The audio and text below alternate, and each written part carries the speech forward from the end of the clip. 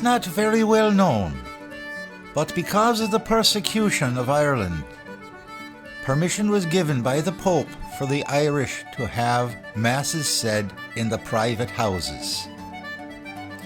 This led to a lovely custom. Once a year, some person would have his house chosen, and the mass would be said there. The whole neighborhood would gather, and there would be a grand celebration. Well, Tom Carmody, grand lad that he was very shy of the priest himself. He was chosen that year. The house was made ready, the delf was all polished and shone. Food was brought in for the spectacular evening that was to follow, and everything was set up proper. Well, when the day itself come along, it was raining. Everyone gathered at his house. They gathered and were all set to go. Now, many of the young fellas, they weren't that interested in the religious side of things. They gathered out in the barn behind the house. They went inside, of course, when the priest was arriving.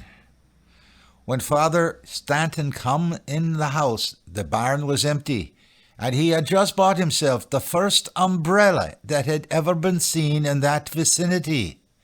A big black thing with one of them springs on it. It would pop open when you pushed the thing. Oh, it was a lovely thing. He shook the rain off of it and popped it open again and stood it in front of the fire there. And then he went inside to perform his duties. Well, the young fellas come back out shortly after that, and they were all amazed to see this thing. They'd never seen the like of it. What is that thing there for? You would maybe, what now? Oh, I know, says the one fella. You turn it up like this and you put the eggs in it when you're collecting from the hens. You bring it around like that and put the eggs in it to carry the eggs. Ah, no, said another man. It is for the straw for the animals when you're feeding them. No, says another one. If you had a duck that was sitting in the rain barrel and you didn't want him to get hit by anything falling off the rooftop, you would put this over him to protect him from that, maybe. All these ideas were flying around. They couldn't figure out what this thing was, until your man Carmody came out himself. What is this thing? I haven't the foggiest idea either. Finally out come Father Stanton. He had finished the Mass, he had finished the ceremonies, and it is a grand little custom in that part of the country. When you had a guest, you would see him all the way to the roadside. Of course, if it was some guest you weren't that happy with, you would just see him as far as the road and wish the road rise up to meet him in the face.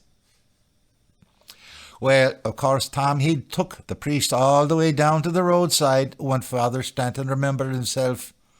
Oh, Tom, would you go back, says he, and fetch my umbrella? Well, back Tom went, and he grabbed a hold of the thing, and he went to go out the door, and he found out he couldn't fit it out the door. It wouldn't go. He turned it sideways. It wouldn't go. He turned it the other sideways. It still wouldn't go. He turned it upside down. It wouldn't go. It was a pitiful thing to see the man. He was nearly in tears trying to get that thing out the door. But no matter which way he turned it, he would back out and pull it behind him. He would step underneath it. He would do all sorts of things, but it just wouldn't go out the door. The lads were trying to help him. They were making suggestions. Maybe you turn it this way. No, that's not doing it either. The other way now. Tip it up and step over. No, that won't do it. Finally, they decided they were going to go out and get a sledgehammer and knock the sides of the doors out the way it would go out that way. 'Twas just at this time Father Stanton come in. What is the devilment here, lads? I'm waiting for my umbrella. Father, we can't get the big black mushroom out the door. Never mind, lads, I'll take care of it. He took a hold of the umbrella, closed it down, stepped through the door and popped it back open again and went on his way. And I can tell you those lads sat there dumbfounded until finally Tom stood up and addressed the rest of them. "You can say what you want," says he, "but they have the power."